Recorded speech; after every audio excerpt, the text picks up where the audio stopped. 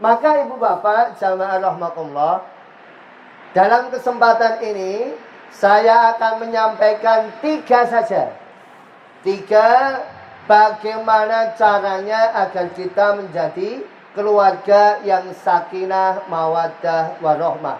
Nasihat untuk calon pengantin baru, sekaligus nasihat untuk kita semuanya, para pengantin kuyu-kuyu, ya. Kita doakan, Bu. Sekarang ini udah rame, Bu. Yang namanya pernikahan, ada yang sampai pernikahan ulang tahun 50 tahun pernikahan, yang disebut pernikahan emas. Ada yang sampai 25 tahun, orang bilang pernikahan perak. Lah bagi kita yang masih 5 tahun, 10 tahun, ya namanya pernikahan aluminium, ya, atau baja ringan atau esbes lah, ya. Kenapa? Masih baru, masih awal. Dan itu perjalanannya masih panjang. Kalau kita pengen jadi keluarga sakinah, mawaddah, warahmah, ibu bapak, maka yang pertama adalah jangan tinggalkan sholat. Jangan tinggalkan sholat. Kenapa ibu bapak kok nggak boleh meninggalkan sholat dalam rumah tangga? Karena sakinah, mawaddah, warahmah itu ditentukan oleh yang namanya barokah. Dan barokah itu penentunya adalah sholat. Makanya ibu bapak besok kalau nih Mbak Dita sama Mas Haris kok jadi nganten, petunjuknya Kanjeng Nabi itu bukan doa semoga menjadi keluarga sakinah, mawaddah, warahmah. Bukan. Betul, tapi bukan itu doanya. Atau ucapan doa semoga bahagia sampai anak cucu, punya keturunan, anak soleh-solehah, anak epitulas. Bukan, Bu. Ya. Tapi kalau ada nganten baru, doanya adalah barakallahumma lakuma wa jama'a bainakuma fi khair. Ya Allah, berikanlah mereka keberkahan dan kumpulkan mereka dalam kebaikan, dan berkahilah kebaikan mereka. Kenapa? Sakinah, mawaddah, warahmah itu ditentukan oleh barokah. Sakinah, mawaddah, warahmah, Bu, tidak ditentukan oleh cantik dan tampannya pengantin. Kalau ngomong cantik dan tampan, kurang apa artis-artis itu, Bu? Kurang cantik apa Dewi Persik? Ya. Kurang cantik apa Maya Astianti? Kurang cantik apa Aura Kasih? Ya. Nyatanya ya pedot. Kalau kita ini ngomong soal cantik, Bu, saya sarankan sebenarnya bapak-bapak atau mas-mas yang jomblo-jomblo, yang belum menikah, luweh apik golek bojo elek daripada bojo ayu. Kenapa? Nek bojo ayu, istri cantik itu bertahan paling berapa tahun? 10 tahun, 20 tahun, bagi dadi elek. Malah saka ayu dadi elek. Tapi nek awal-awal wis duwe bojo elek, insyaallah awet. Awet eleke. Lho nek wong ayu, Bu, wah wong ayu zaman nom-noman, mesem, wah semua pada kesengsem, semuanya pada tergoda. Begitu tua untune wis entek, ya. Begitu mesem, waduh kaca pecah kabeh. Kenapa? Ya sudah ada perubahan. Sakinah, mawaddah, warahmah, ibu bapak, tidak ditentukan oleh besarnya rumah. Kenapa, Pak Bu? Yang namanya rumah itu ditentukan oleh penghuninya, oleh orang di dalamnya. Walaupun rumahnya, walaupun gedungnya tinggi, Pak Bu, walaupun gedungnya bertingkat, tapi kok di situ isinya kebo, sapi, wedhus, tetap itu namanya kandang. Bu. Walaupun gede makhluk-makhluk isinya kewan, jenenge kandang. Walaupun gedungnya mewah, full AC, kulkas, bling bed, tapi kok isine wong loro, tetep jenenge rumah sakit. Apalagi jenengan tindak yang pedulungan, ya. Oh, gedungnya tinggi tapi isine wong edan, tetap dijuluki rumah sakit jiwa. Gedung tinggi, bangunan besar tidak menentukan sakinah, mawaddah, warahmah, tapi menentukannya adalah orang di dalamnya. Maka ibu-ibu, bapak-bapak, Kanjeng Nabi itu Bu. Kanjeng Nabi itu rumahnya tidak sebagus kita. Kanjeng Nabi itu kamarnya tidak semewah kita. Tapi kenapa kok Kanjeng Nabi bisa menyatakan baiti jannati? Rumahku adalah laksana surgaku. Kenapa? Karena di rumahnya Kanjeng Nabi ada sholat. Karena di rumahnya Kanjeng Nabi itu ada barokah. Kalau yang namanya barokah, Bu, yang namanya barokah, walaupun itu kursi dingle, tetap nyaman untuk diduduki. Tapi nek ora barokah, meskipun kursine sofa empuk jutaan miliaran hargane, nek ora barokah, bokonge udunen. Kalau yang namanya barokah itu Bu, walaupun tidur nang ngamben, turun nang kursi, tetap angker ngorok ora tangi-tangi. Tapi nek ora barokah, walaupun spring bed, awake tetap boyoken. Ini namanya barokah dan tidak barokah. Maka ibu-ibu, bapak-bapak, jamaah rahimakumullah, hidup kita itu ditentukan barokah. Kalau barokah, Bu, walaupun kelihatannya kita ini kehidupannya miskin, kehidupannya nggak punya. Nek barokah, oh anak-anak ini soleh-soleh, anaknya pintar ngaji, anak itu taat sama orang tua. Tapi kalau nggak soleh, kalau nggak barokah, masya Allah, anaknya nakal-nakal, anaknya mencutat, anaknya rono-rene, rakaruan, nah ini namanya nggak barokah. Maka ibu bapak, jamaah rahimakumullah, kehidupan rumah tangga itu ditentukan oleh barokah, maka harus sholat. Kenapa kok harus ada sholat, Pak Bu? Karena terus terang saja, ini pesan untuk Mbak Vita, nanti sampaikan Mas Haris, kamu sekarang adalah imamku, kamu harus bisa menjadi imam sholatku. Ya imam sholat, ya imam kehidupan. Wes ora apa-apa Mas, apalmu apa wes kulhu ya ora apa-apa. Salat kulhu terus ora masalah. Engko meh salat malaikat iki wis nyatet, alah paling kulhu. Kenapa? Ya apale kuwi tok ora masalah. Tapi apa? Yang penting dalam rumah tangga itu ada sholat. Kenapa ibu bapak kok harus ada sholat? Salah satu hikmahnya. Karena terus terang bapak ibu, kita itu berdoa untuk keluarga kita, untuk orang tua kita, itu kalau selesai sholat. Saya kok belum nemoni Pak. Saya kok nggak tumon. Ada orang kondangan begini, kok tiba-tiba begitu sampai duduk untuk snack, tiba-tiba dia berdoa Rabbi firli wali walidayya Allah. Kok saya nggak pernah kelihatan, nggak pernah kedengeran orang ibu-ibu nyanyi pengajian qasidah begini, begitu leren nyanyi kok Rabbana hablana min azwajina. Kita belum tahu Pak. Kita ini berdoa karena ada waktu. Kapan waktu kita berdoa? Ketika sholat. Ini doa yang utama. Maka ibu bapak, jamaah rahimakumullah, dalam kehidupan rumah tangga, yang namanya doa ini sangat penting sekali. Yang namanya doa itu adalah sesuatu yang urgent untuk keluarga kita, untuk suami kita, untuk anak cucu kita, itu penting. Saya mau tanya nih, karena soal doa ini sangat penting. Mbak Dita sudah hafal doa sebelum tidur belum? Ya. Bu, sudah hafal doa sebelum tidur belum Bu? Doanya gimana Bu? Doa sebelum tidur gimana Bu? Bismillahirrahmanirrahim, ahya wa bismillah. Itu doa anak-anak. Maksudku yang doa dewasa. Maksudku yang doa dewasa. Kalau doa anak-anak semuanya apa? Bismillahirrahmanirrahim, ahya wa bismika amut. Itu semua doa anak-anak. Maksudku yang doa dewasa. Yang doa dewasa. Kenapa? Ya kita sama suami, mereka istri, kita kan pengen membentuk generasi anak solihah. Kita ini kalau pengen membentuk anak kita nih menjadi generasi Qurrata A'yun, ya sebelum tidur berdoa dulu.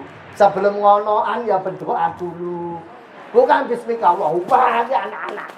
Ya, maksud saya doa dewasa. Kenapa? Karena disitulah kita akan dilindungi oleh Allah dari godaan setan yang terkutuk. Maka ibu bapak, jamaah rahimakumullah, kita ini adalah sakinah mawaddah warahmah ditentukan oleh barokah. Dan barokah itu penentu awalnya adalah sholat. Jangan sekali-kali ini nggak sholat. Omah ini nggak sholat, nggak ngaji bu. Omah sedang dangdutan, nyupalapa, adela, monata, soneta, lalawiti, via valen, happy asmara, apa dari canan. Apal waktu yang bermoke. Loh, yang namanya rumahnya kok ngaji, ojung dangdut, ya bolehlah sekali hiburan boleh, tapi ya jangan sering-sering. Kenapa? Membuat rumah kita ini nggak barokah. Jadi kalau pengen rumah barokah, sakinah mawaddah warahmah ditentukan oleh penghuninya, oleh orang di dalamnya, bukan rumahnya. Meh mentua, meh rumahnya ngontrak, meh rumahnya ngekos, kurang masalah. Kenapa? Yang menentukan adalah orang di dalamnya. Ini yang pertama ibu bapak, Mbak Dita khususnya, kalau pengen rumah tangga bahagia, jangan ninggal sholat. Yang kedua ibu bapak, kalau kita pengen keluarganya sakinah mawaddah warahmah, jangan ninggal musyawarah. Jangan ninggal musyawarah. Musyawarah ini kenapa bu? Ya biasalah. Apalagi kita ini dalam dunia kerja, Mbak Dita kerja, suaminya kerja, harus jelas musyawarahnya. Mas, ini kita kerja luar kota. Kesepakatannya gimana? Kita ketemu family time kapan? Kita berkunjung ke rumah orang tua kapan? Kita berkunjung ke rumah mertua kapan? Ini perlu musyawarah. Kalau tidak dimusyawarahkan, nanti salah paham, nanti ada konflik yang kemudian belakang hari tidak baik. Kenapa? Karena di awal tidak ada musyawarah. Mas, kita ini mau ngekos, mau ngontrak, apa tinggal di mertua? Kalau ngekos, begini positif negatifnya. Kalau ngontrak juga begini. Kalau di rumah mertua, positif negatifnya begini. Mana yang kita ambil? Kesepakatan ambil, kita sepakat, kita lakukan bersama. Musyawarah. Ini dalam perilaku atau hal-hal yang besar. Jangankan yang besar ibu bapak, yang kecil-kecil. Ya, yang kecil-kecil antara suami dan istri, ibu-ibu dan bapak-bapak itu memang harus saling memahami karena dasarnya laki-laki dan perempuan itu beda. Misalnya bu, bapak-bapak itu dalam hal kondangan, yang namanya bapak-bapak itu kalau mau kondangan, nggo klambi batik, peci, celononan atau sarung rampung bu. Tapi yang namanya ibu-ibu milih klambi wis kabeh udal-udal. Klambine wis entuk, kludunge ra entuk. Diudal-udal meneh. Tekok mbek bapake, "Pak, iki sing cocok abang apa kuning?" "Abang." "Alah, tapi kita ya apik kuning kok." Loh, tapi kok metune malah nggo klambi biru. Lah ibu-ibu yang ngono ibu. Ibu-ibu itu kalau kondangan udah lain sendiri. Bapak-bapak nggo peci, nggo batik, rampung. Ibu-ibu kondangan ora iso los-losan, mesti nggawa tas. Padahal tasnya ya kosong. Paling kok nggo nambah-nambah snack canggih leboke. Tapi itulah yang namanya ibu-ibu, perbedaan begitu. Apalagi persiapan tadi, aduh soal macam-macam. Ya. Itu bapak ibu harus saling memahami. Makanya bu, kalau saya sama istri bu ya, meh kondangan, meh nyumbang, bojoku tak kasih wis Dik, pokoke nek kowe adus dhisik, dandan dhisik, engko nek kali nggo sendal, aku ge adus. Insyaallah mangkat bareng. Tapi nek aku sik sing adus, Bu, ngenteni kono yakin kliko meneh, Bu. Umum kesuwen ini. Kenapa? Perbedaan laki-laki begini. Yang namanya laki-laki, Bu. Pak, ini bapak-bapak harus paham, Pak ya. Pak, yang namanya laki-laki kalau kita nih ke swalayan Indomaret, Alfamaret, langsung mlebu, Pak, Mbak, tuku rokok, rampung. Oh, men tuku mie langsung di raimi jiko langsung rampung. Nek ibu-ibu ra iso, Pak. Muter dhisik kabeh dihubungi, bagi delok regane, kok ketake murah kono ora sidol. Lho wis tekok macem-macem iki wis ngenyang kadang ora sidol. Ngono ya tegel. Tapi itulah ibu-ibu dan kita harus memahaminya, Pak. Maka ibu-ibu juga harus paham dengan bapak-bapak. Kalau yang namanya ibu-ibu itu bisa multitasking, bisa melakukan pekerjaan dalam waktu yang bersamaan. Ibu-ibu itu, Pak, beliau itu bisa asah-asah, nyambi masak, nyambi ngepel, nyambi gendong anake, nyambi ngomeli bojone, iso kabeh, Pak. Ibu-ibu bareng iso, Bu. Tapi nek bapak-bapak, Bu, ora iso. Jenengan ojo sekali-kali ngejak omong bapak-bapak pas nonton bal-balan. Yakin ora direwes. Bapake gek delok bal-balan Indonesia mbek ndi. Pak ibu, Pak, ojo lali lho, engko lampune dipateni. Yo. Pak ojo lali lho, engko lawange tutup. Yo. Yakin, Bu, engko tak dilakoni. Kenapa? Fokus bapak-bapak itu cuma satu. Nggak iso seperti ibu-ibu yang bisa barengan. Maka ibu-ibu, nek akon bapak-bapak aja oke. Nggak bisa kok ibu-ibu tuh pesan bapak-bapak, Pak, awak dhewe engko sore meh ana arisan lho. Kowe nyinawa karpet ning Pak RT. Aja lali karpete sing warna abang, sing ijo ke rada bosok, sing abang wae. Bar iki kowe nyileh kursi mbek iku, mbek gelas. Dhewe kursine kurang, gelas ya ora duwe. Gelas sing plastik wae, sing gampang diasai. Aja sing gelas, aja sing bling, ku angel. Bar kuwi mampir nang pasar tuku buah semangka. Bar kuwi mampir meneh nang kono jajanan tuku nyamikan kripe apa balung kuwo, apa kacang atom. Bar kuwi mampir meneh atur-atur nang fotokopi ala iki. Undangane kok dicetak. Yakin Bu, bapaknya langsung ngomong, mangkat dhewe.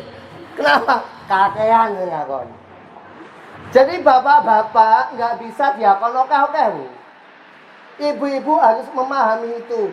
Maka kalau bapak-bapak kok sibuk delok TV, sibuk delok HP, TV-ne patene dhisik ge omong.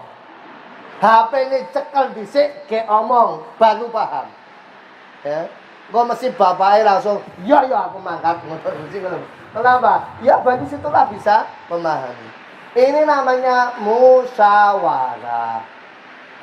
Kemauan dan kemampuan apapun yang terjadi, badai menerjang, ombak melanda, mempertahankan rumah tangga itu harus kita jaga baik-baik. Kalau bisa dimusyawarahkan, musyawarahkan. Kalau bisa dirembuk, dirembuk. Kalau bisa disepakati, sepakati. Kenapa? Sakinah, mawaddah, warahmah itu jangan ninggal musyawarah. Yang ketiga, Ibu Bapak, yang terakhir, karena ini ada makan malam nggak baik kalau terlalu lama. Yang terakhir, Ibu Bapak, Mbak Dita dan Mas Haris, calon kedua mempelai, sakinah mawaddah warahmah itu setelah jangan ninggal sholat, jangan ninggal sholat, jangan ninggal musyawarah. Yang ketiga adalah jangan ninggal orang tua. Jangan ninggal orang tua. Kenapa? Ridallah fi ridal walidain. Ridhonya Allah itu ada di ridhonya orang tua. Kok kita malah punya niat jahat pada orang tua, membuat rumah tangga gak barokah. Ada loh, Pak. Ada anak muda itu nikah itu niatnya apa? Ben iso pisah mbek wong tuane. Alhamdulillah sesuk nikah wis ora sak omah mbek ibu cerewete ora karuan, jengkeli emosi kan. Alhamdulillah sesuk aku pindah. Yes, malah ngono. Iki niat wis salah, ya. Niat aja udah salah. Mesti hidupnya enggak barokah. Maka kehidupan kita ini, Bu, Ya orang tua, ya mertua adalah orang tua kita dalam kehidupan. Ketika Mbak Dita sama Mas Haris menikah, hakikatnya tidak hanya menikah berdua, tapi menikahkan keluarga. Menggabungkan dua keluarga, mengguyupkan dua keluarga, dan itu adalah PR kita. Walaupun nyebelin, walaupun jengkeli, orang tua tetap dijaga. Komunikasi, ini komunikasi penting ya. Kadang-kala kita dengan mertua, ibu-ibu dengan dengan menantunya itu sering salah paham. Kalau suami istri itu bisa memahami, Bu. Misalnya kerja pulang malam, istrinya bilang, "Mas, sorry ya, iki aku kok ketahe awake pegel-pegel ketahe kok aku rodok tangiawan." Suaminya bisa memahami, Bu. Oh iya ora apa-apa Dik, wong padha kesele, turun dhisik ben awake sehat. Tapi kalau mertua yang tidak paham nanti malah bilangnya, "Oh dasar menantu keset. Ya mene malah turu, rezekine pangan pitik. Oh tak kebyur banyu sisan kapok." Loh kenapa? Karena tidak ada komunikasi. Misalnya istri lagi luar kota repot persiapan mau meeting, bisa bilang sama suaminya, maaf ya, aku kelihatannya nih nanti sore nggak bisa masak, nanti Mas jajan aja di luar ya, tuku lawah ning jopo. Bojone, Bu, suaminya bisa memahami, tambah seneng. Alhamdulillah, Dik, kowe ora masak. Wong nek masak ya rasane ora cetha. Tapi orang tua yang tidak memahami, mertua yang tidak memahami, oh bojo masak ora iso, isine kok mucak macak, monak manak, masak ora tau blas lho. Kenapa? Enggak memahami. Maka ibu bapak, jamaah rahimakumullah, orang tua jangan ditinggal. Pak, tapi nganu apa? Orang tua pun jengkeli ya Pak. Walaupun orang tua jengkeli, seburuk apapun orang tua, anggaplah orang tua itu seperti Al-Quran amoh, Al-Quran bekas. Walaupun bekas, elek, suwek, tapi itu Al-Quran. Yang namanya Al-Quran tidak boleh dibuang. Yang namanya Al-Quran tidak boleh disia-siakan. Kenapa? Ada barokah di situ. Orang tua itu keramat hidup. Kita nggak perlu jauh-jauh nyari doa ke wali. Nggak usah nyari ampuh-ampuhan kesaktian ke makam, ke puncak gunung, ke puncak bukit. Di rumah kita masih ada keramat. Yang kalau keramatnya itu masih hidup, orang tua kita masih hidup, itulah keramat kita. Kalau sudah wafat, berarti orang yang kita tuakan dalam rumah tangga kita, dalam keluarga kita. Ini ibu bapak, semoga menjadi nasihat untuk kedua mempelai dan kita semuanya. Semoga dengan jangan meninggalkan sholat, jangan meninggalkan musyawarah, jangan meninggalkan orang tua, keluarga kita bisa menjadi keluarga yang sakinah, mawaddah, warahmah. Amin Allahumma amin.